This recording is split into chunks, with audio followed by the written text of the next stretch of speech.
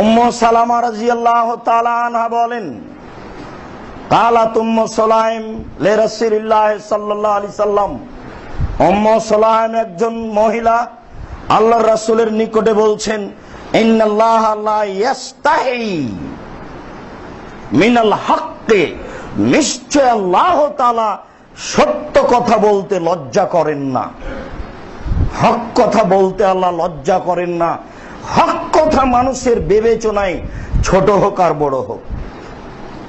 এই কথা বলার পরে তিনি বলছেন, হাল আলাল মারাতি আল গোসল আও মিন গোসলিন ইনহিতামালাত। লজ্জার কথাটা হলো এই, উম্মু সুলাইম জিজ্ঞাসা করলেন, আল্লাহর রাসূল, মহিলার যদি স্বপ্ন দোষ হয় তাহলে তাদেরকে কি গোসল করতে হবে? কালা নাম। আল্লাহ রাসূল বললেন, হ্যাঁ, মহিলাদের যদি স্বপ্ন দোষ হয় তাহলেও তাদের গোসল করতে হবে। কালাত উম্মু সালামা, তখন উম্মু সালামা বলেন, তাহাতালিমুল মারাত, মহিলাদের কি স্বপ্ন দোষ হয়? ওয়া গাত্তাত রাসাহা বিসাওবিহা।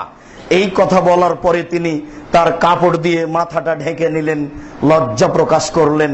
রাসূলের সামনে এমন কথা কেমনে বলা যায়? রাসূলের সামনে এই কথা কেমনে বলা যায়? যিনি বলছেন তিনি বাহিরের মহিলা, আর যিনি লজ্জা প্রকাশ করছেন তিনি হচ্ছেন আল্লাহ রাসূলের স্ত্রী।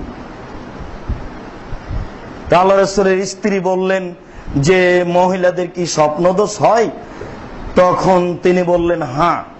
এই কথা বলার পরে আবার বলছেন, তারেবাত এমিনুকে, উম্মু সালামা, তোমার ডান হাত ধুলায় ধূসরিত হোক। এরকম পর্যায়ে তিনি এইভাবে কথা বলেন। এটা একটা আরবি ভাষার পরিভাষা বলে থাকেন, তোমার হাতে মাটি লেগে যাক। তুমি বুঝতে পারো না?